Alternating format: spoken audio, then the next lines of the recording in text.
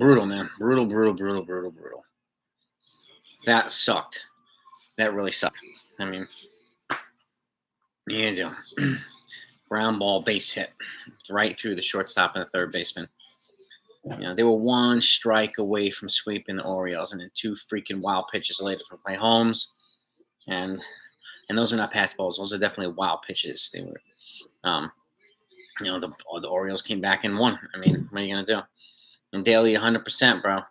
Painful game, yeah. Just a totally winnable game.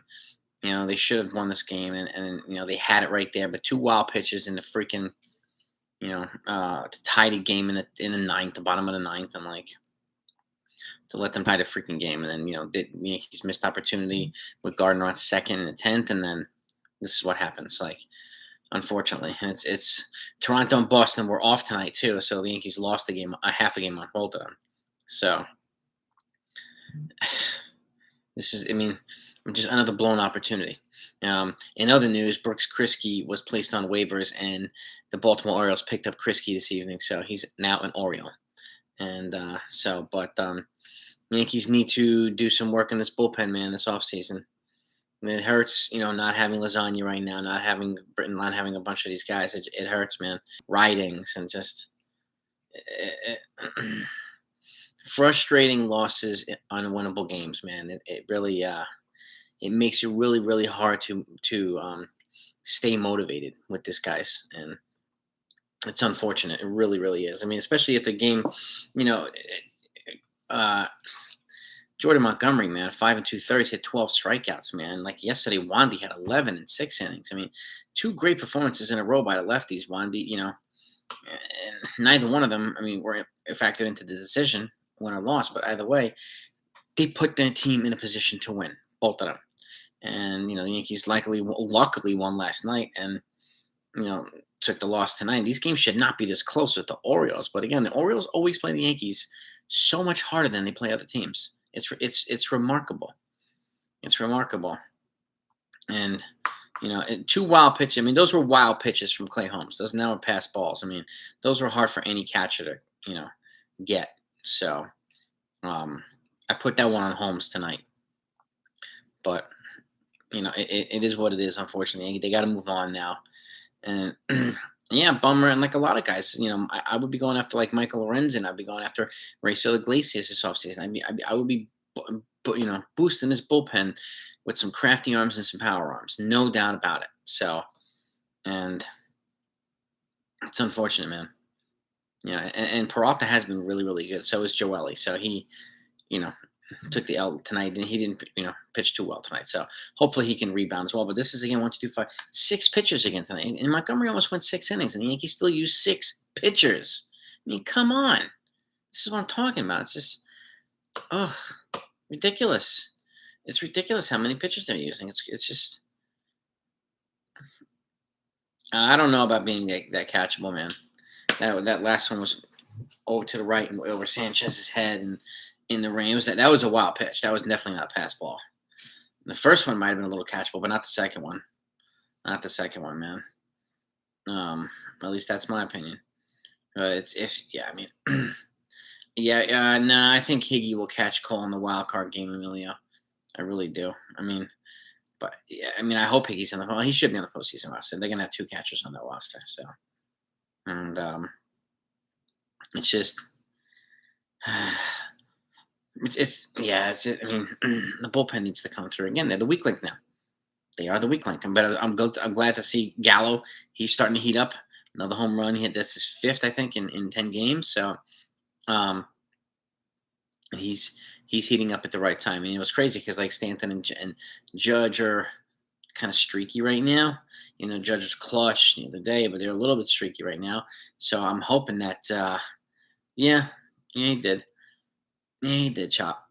But it is what it is. That's all right. But I'm glad to see Gallo's bat heating up at the right time. So I'm hoping that they can go on a run where Gallo and Stanton and Judge and Voit and all these guys, Rizzo, they're all kind of clicking on all cylinders, and they become a really fearsome crew lineup to get through.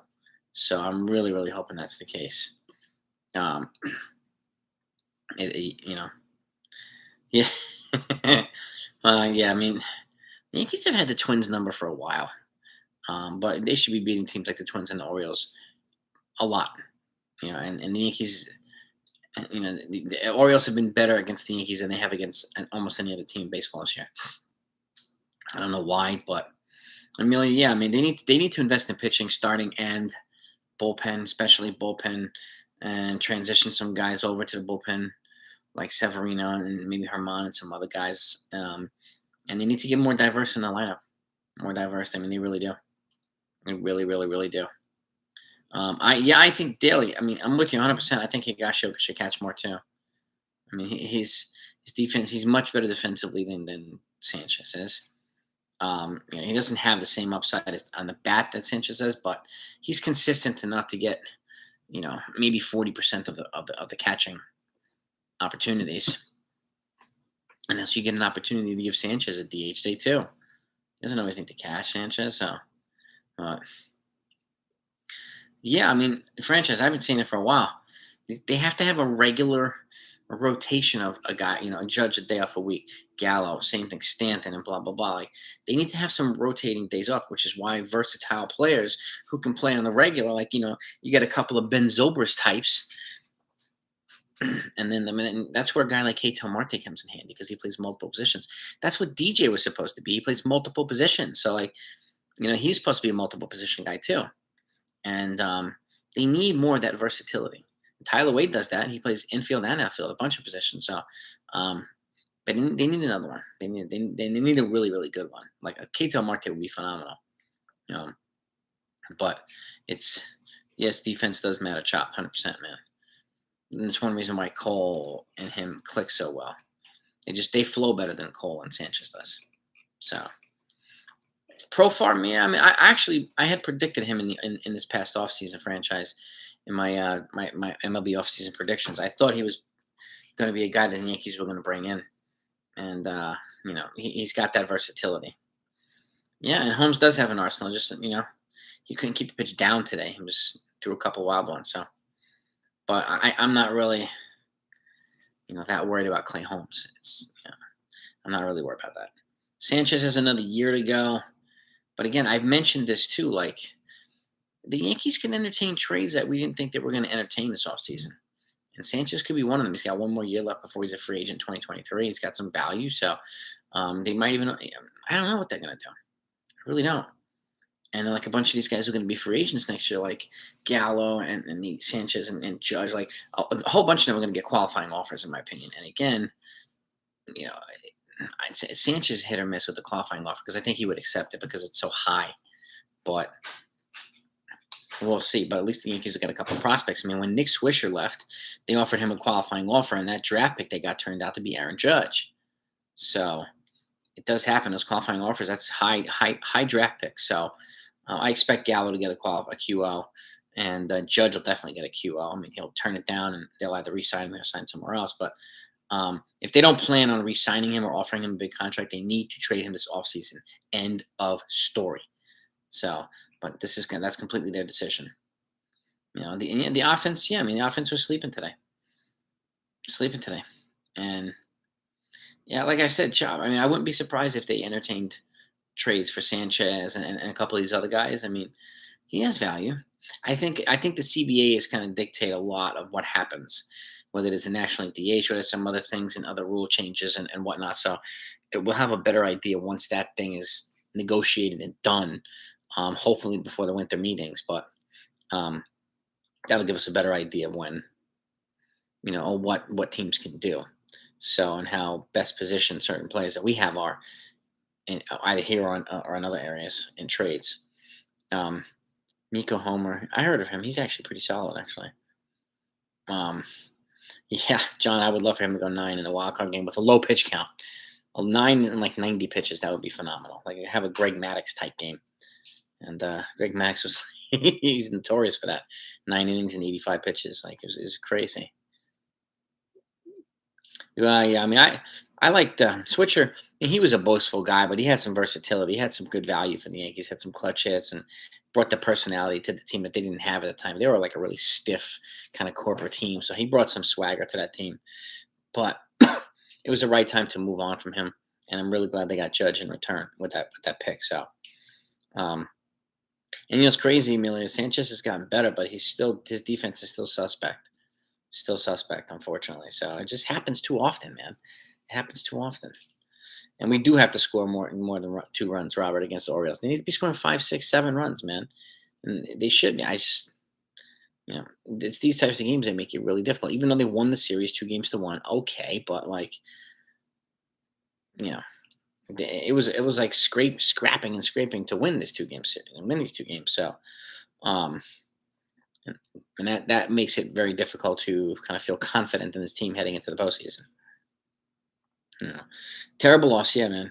I mean, it's just this is what I've been talking about. The Yankees have to get more contacting, more versatile. They've got to get more patient and just more deliberate at the plate, and not be afraid to bunt guys over, not be afraid to do these little things. And we don't have a lot of guys that do that right now. We really don't, and we need some more power arms in the bullpen. And they're known for power arms in the bullpen, but they need to get younger in the bullpen as well. So we need some young power arms instead of the old crafty ones. But I would still take Horacio Iglesias and Michael Lorenzen this offseason. That would be a nice duo, in my opinion. Love to get Josh Hader, but I just don't see him being moved now. Now that the Brewers are in contention in first place, I don't see him being moved. They're definitely turning into bigger contenders. But yeah, Penn definitely, Chop, 100%, bro. Penn's got to be a priority. They need to bring in my opinion, they need to bring in 2 starters and 2 relievers this offseason, aside from the other things that they do, and whatever that may be. And I'll be definitely going over my recommendations, my predictions, and so on if I were the GM and playing all that stuff. And I'm working on that stuff now, but I want to wait until the season's over to have a better idea where everybody stands at the end of the year. So, and that'll generally be probably a week before the winter meetings, which is in December. So, yeah, I mean, Lorenzen would be awesome franchise, really. And the Yankees, yeah, and the Yankees don't have any days off, man. They're just playing consistent. And when you use 6 relievers in a game, it's just you're wearing guys out even more, man. Wearing them out even more, and it's just, yeah, that's the frustrating part. One of the frustrating parts, and because when the Yankees are good, they're like pretty much unstoppable. When they stink, they look lost, and it's like we need some of those streak stoppers, man. We really do. Trading Torres and Sanchez. I mean, I could see. I mean, I could see one or both of them being moved in a trade. I could, but can other teams do it? I don't know. But it's definitely possible. Matt Bowman, I've heard of. Yeah, yeah. And where is he? Where is he? And yeah. I mean, Sanchez he has a difficult time with certain defensive positions, certain defensive moves that just makes him look like a novice catcher almost, and not a major league level catcher. And it's unfortunate because it's really hard to catch guys with a lot of stuff. And Cole has a lot of movement on his pitches, and so does Nestor when he comes out a different angle and throws sidearm and does all these different things. And like Chapman obviously has movement, and they have other guys too, and you got to be able to handle that. And Torres is 24K, yeah, but he's progressed over the last couple of years as well, so it might be necessary to get him a new opportunity somewhere, and he's got a lot of trade value. So, I don't see him going somewhere for a dirt cheap package. That's for sure. The Yankees will get good value back for him. I don't see how they don't. Cashman would not make the move otherwise, in my opinion. Yeah, it's just Jose, man. I mean, I don't disagree, man. I mean, they're losing opportunities by constantly going after home runs and constantly, relying on certain things, and it comes at the expense of other things. And these teams are not going to get any worse if you're playing in the postseason. At some point you're going to have to hit Tampa Bay. These teams are elite, man, elite, very, very good teams, and they've been through what the Yankees need to go through, like in terms of their reshuffling and stuff like that. They don't need to undergo a full rebuild. The Yankees, that's just the Yankees. They don't do that, but they can retool and reshuffle every single year. So, and I think they should be doing it every single year, whether it's whatever position. We got to keep in line with these young dynamic teams, man. There's no doubt about it. And Torres and signing Seager and Carlos Rodon. Yeah, franchise. I mean, if they signed Seager and Carlos Rodon, that'd be a pretty big offseason for the Yankees. It'd be a pretty huge offseason for the Yankees. They still need more than that, but I mean, that'd be a hell of a start. But that obviously means also that they're giving up on guys like Peraza and Volpe, unless they plan on moving Volpe or one of them to second while Seager plays short or whatnot over the next year or two, because that's a possibility as well. But then what do you do with DJ? You move him to first base, and then so they have to. That's why I keep saying they have to decide first base and shortstop, because one move here, one move there, one player. There's a logjam that they have, and it creates. It's going to create some tough decisions for them this offseason. It really is. Voit and Torres for Olsen, I would consider. I would add a prospect to it, and I would ask the A's send the pitcher back too. If you're going to trade Bolton, my thought was trading them separately. One in a trade for a position player or prospects, and one in the trade for pitcher and prospects. If you package them together, I would want Olsen and some kind of pitcher from the A's. Even if the Yankees have to add Luis Medina or something like that, you do it. If you can get a Charbonnet or somebody like that from the A's, I would do it.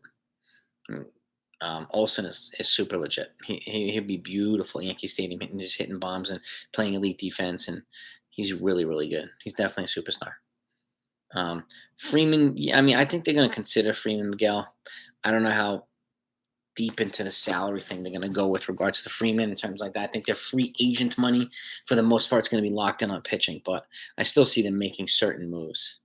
I can see a position player acquisition of some sort in a trade, and but these are the Yankees. You never really know. Cashman pulls stuff out of his hat all the time, and you didn't even know what the hell he was. Oh, I never even heard, like, out of nowhere he does this stuff.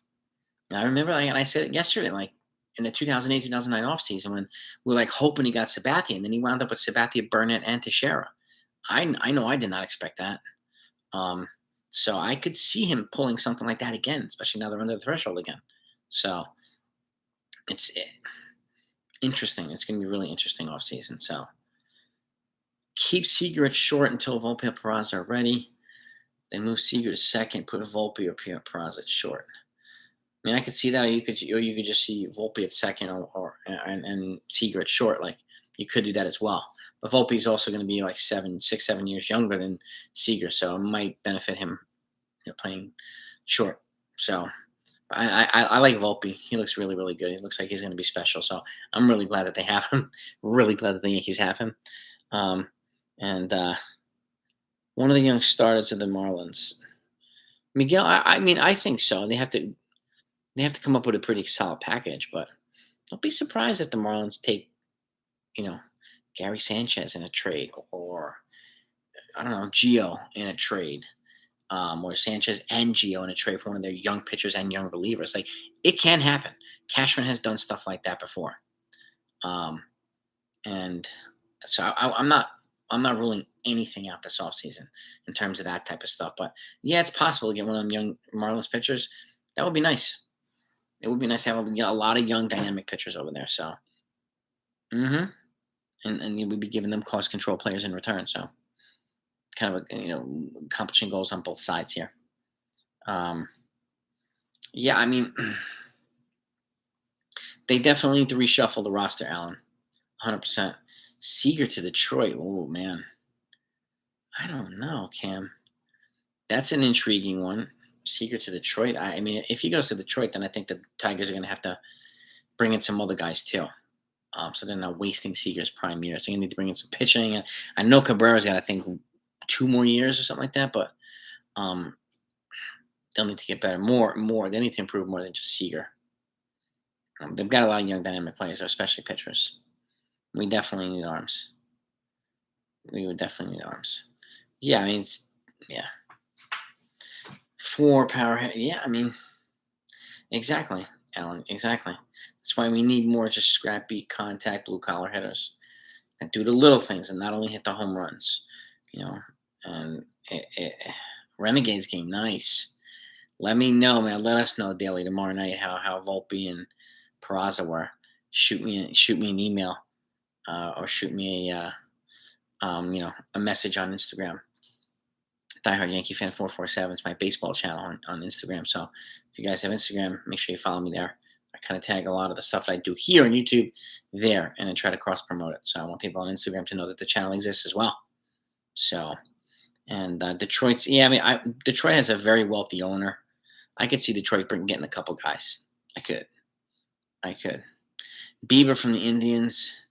Yeah, I mean, he would be an appealing piece if they're willing to trade him. I don't know that they are, but crazy things have happened. Jose Ramirez could be available too.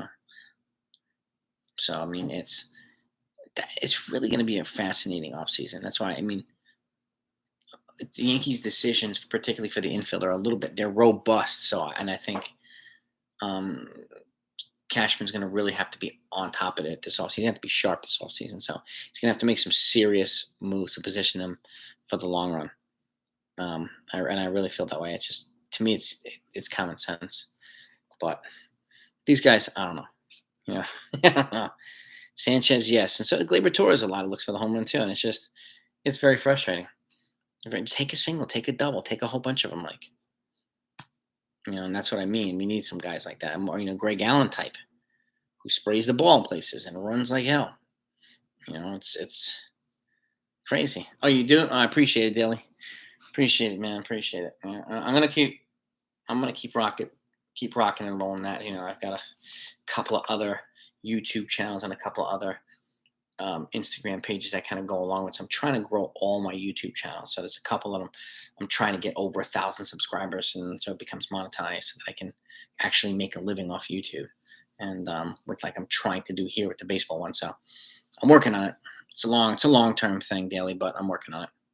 But I appreciate you, man. Yeah, I mean, yeah, I mean, if he wants to pick Detroit, I mean, Prince Fielder picked Detroit. So did Miguel Cabrera. So it has happened for superstars. It has happened. But I'd be investing in pitching more than anything this offseason. No doubt about it. So, and it is closing. That's why the Yankees need to get younger and more athletic and more dynamic and more fundamentally aggressive and sound than just, they need to do better all around. They really do. They really, really do. Who would I consider good candidates for our hitting coach? I don't know, man. That's a good question.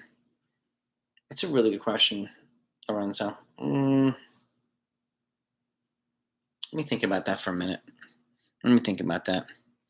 Beltran, yeah, I mean, I know he interviewed, but he also has this thinking that Houston Astros cheating thing tied to him. So I don't know that he'll ever get an opportunity to manage the Yankees. I really don't. I would consider bringing up the AAA hitting coach, Lorenzo, a double A or AAA hitting coach, because those guys are hitting pretty well at both levels. So if that translates upward, I would try one of those guys and see what happens.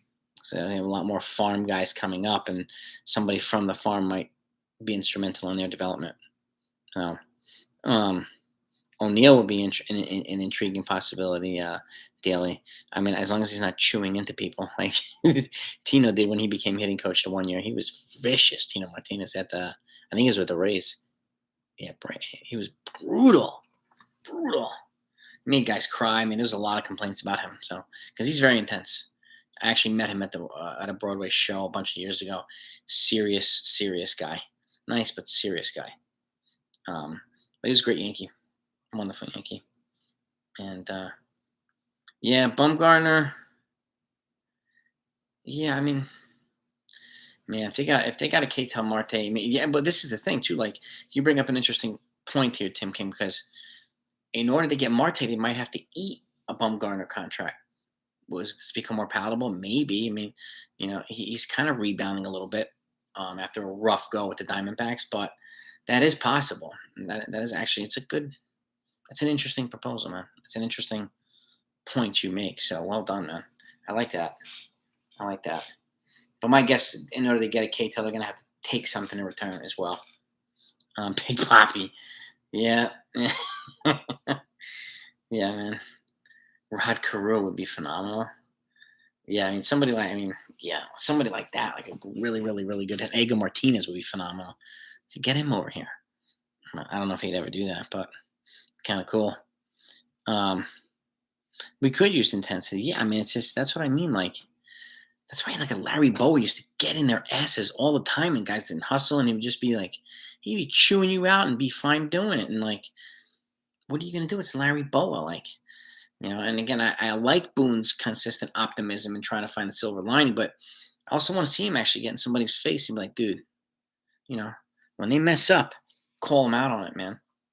Like, especially if they do something that's really dickheaded, then you really go after them. But it's, yeah, I mean, I'm interested to see what kind of coaching changes are on the horizon. And I do think hitting coach is probably the position at the major league level that's going to change. That's my guess. Who? I don't know. A-Rod, be intriguing. A-Rod. But well, that's the thing. A lot of folks don't like A-Rod. That's the other thing too. So he'd have to definitely be in the, under the radar doing it. But he was one of the best right-handed hitters in history of baseball. So that's A-Rod, man. I mean, Paul Molitor would be interesting too. Some good options here. Molitor, Edgar. Those would be good options. Those two. I mean, I wish Tony Gwynn was still around. I would offer him the moon. So good. So good. The nice coach. Yeah. I could see it. O'Neill could be the bench coach. He'll be like the guy that lights a fire under everybody's ass when Boone does not. So Boone could just sick him on him. And he'll be the pit bull. So that would be kind of funny to watch, actually. But O'Neill just slapping water coolers and getting in people's ass. That would be pretty phenomenal. Pretty phenomenal. Yeah. I mean, who knows, Alan? Who knows what goes on in that locker room? We don't know. Yeah. Players love him, do players not? Like, it's just, we don't know. We really don't know. All I do know is when they had two straight 100-win seasons, they gave all the credit to the players and none to Boone. And now that they're, playing in a suspect way, they're giving all the blame to Boone and not much to the players. So I have a little bit of an issue with that. I don't think it's that fair. So, but I see the logic either way. So, and yeah, I mean, it's Boone's. I think Boone's back also. I think he'll be back. I really do. And I don't see, unless Theo Epstein becomes available, I don't really see Cashman being moved either, unless they know something that we don't. And that's always the case with Cashman anyway. He knows something that the rest of us do not know. And then all of a sudden, boom, he pops out of nowhere with somebody. So, but I don't think Cashman's going to fire himself and trade himself. Be kind of nuts. And, yeah, but yeah. And Sox, the Sox and the Jays are both false. The Yankees lost a half a game, but these guys are hot. The Sox and the Jays, they're hot. So, hopefully the Yankees now take advantage of a little bit of rest, but not much because they're not having any days off. So, which is unfortunate. But yeah, Cashman is the VP and the GM. Yes, he definitely is, and he's been here for I think since '97, 25 years. 25 years Cashman's been here with the Yankees as right below a GM or at least a GM, which is crazy, which is absolutely crazy. But that's, yeah. The players do love him. Bad point. Yeah. Salvador, I don't know that's going to happen, Shave. I think the Royals just should give him a big extension. They're going to hold on to that guy, especially the year he's having. My God, he's having one of the most magical catching seasons in history. So he's incredible, Salvador Perez. If that's what you're talking about, he's phenomenal this year. He really is. Yeah, 23 daily. That's a long time, man. Long time. Texas. I mean, yeah, they gotta put Texas on. They gotta put Cleveland on. They just have to win. Win. They gotta win about 80% of the remaining games in order to have a shot at, in a good shot for the playoffs. So I hate when this happens. The Yankees have a cushion and they lose the cushion. Now they're trying to build the cushion back up, and now they're trying to build it back up and there's so much of a sense of urgency that people get careless and what other things happen. It's just a shame. It's a shame. They need to do it more with the Rays. Just built a big lead, and then they're just kind of coasting along. They're winning again today. The Rays are really good, man. Extremely good. So Sanchez for Real Muto back in 2018. That would have been an interesting trade. Really would. Um, yeah, I mean the Jays have. Yeah, I mean the Jays have a pretty easy schedule, so they're going to win a lot of games, man. With that lineup, they're going to win a lot of games. So Yankees have to do the same. They have to do the same, and we'll see what they do. We'll see what they do. It's 50% chance that we're making a play. Yeah, I can see that around there. Yeah, I see that around there. But Darryl, you're also right. Assembling a team with all sluggers, tough.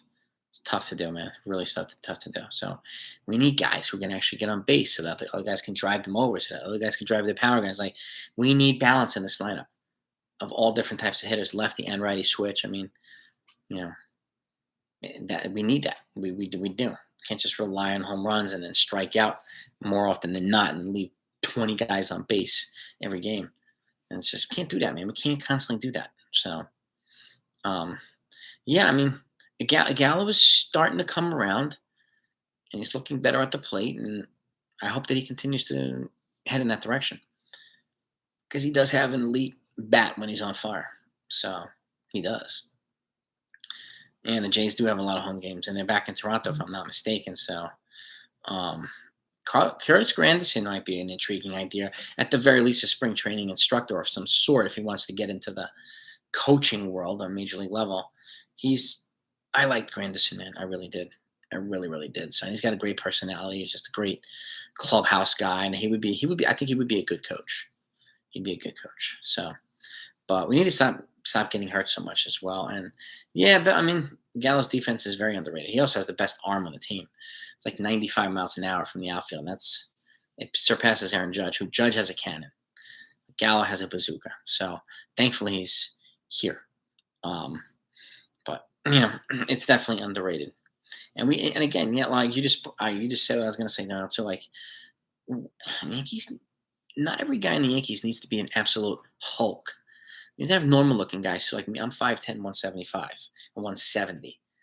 We need more like normal looking dudes. It's like, but so many of these guys are gigantic on the Yankees, and not that it makes much sense if these guys can move and whatnot. Okay, but like, that's why I keep pushing guys like Marte and Reynolds and Jose Ramirez and stuff like that because they're versatile and they're less of an injury risk based on their physical attributes. So, and but we'll see what they do. I mean, the Yankees are built knowing that they're the Bronx Bombers, and they don't want to be the Bronx Bunters, right? Or the Bronx Two Baggers. Like, so I get the nickname. So, I totally get it. But yeah, I mean, Hicks has a bazooka too for an arm dealer. You're right about that. He has a ridiculous transition from catch to throw, and he's got a very good and very accurate arm. He's right up there with Gallo. So if he does come back healthy next year, I could see the Yankees playing him until they decide whether to keep him or trade him. So, but they want to get his value back either way. So that's what I'm thinking the Yankees are trying to do. And yeah, I mean, priority to trade.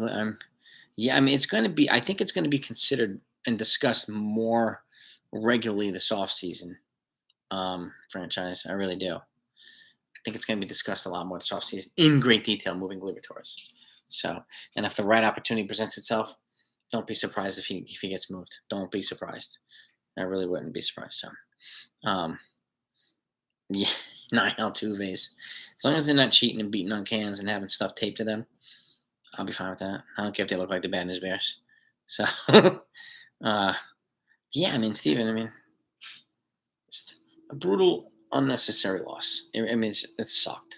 It really sucked. So, I mean, the Yankees just put it in the past now, rewind, get ready for the next game, and that's it. You know what I mean? So I hope that they do that. But and they better be aggressive this offseason. That's all I know. So, but I have a bunch of videos coming up about that. So so be on the lookout for that. But I want to thank you all for coming. As always, you guys are the best. I appreciate your support. We'll be back on here for another live stream as well. Next time, invite some friends. It might be baseball fans, but and let other people know about the channel. I'm trying to get it. I'm trying to grow. I want to get it to 5,000 subscribers. That's my next kind of goal. So I'm hoping to get there within the next year if I can. But if you haven't subscribed, I appreciate it if you do. Please hit the like button as well. It's just helpful to the channel's growth. But you guys are the best. And Altuve can take a hike, yeah. So can Bregman. I mean, both of them, they can just. I hope they never win a ring again. I really do. Oh, I'm going to be making a video, Miguel. I'm going to be doing a video of who, if I were the GM, this is what I would do. If this is what I think the Yankees should do, another video, and this is what my predictions. I'm going to be doing all three of those and a bunch of other ones. I'm also going to do trades, off-season trades that'll make the Yankees contenders next year. I'm working on all that stuff as well. So you have a lot of good stuff. Volpe will hit a home run. Yeah. Oh yeah. I'm really confident in Volpe. So Kluber, Gill, Cole versus Indians. All right. I'll take that. That's a nice trio. But enjoy your night, everybody, and I'll talk to you next time.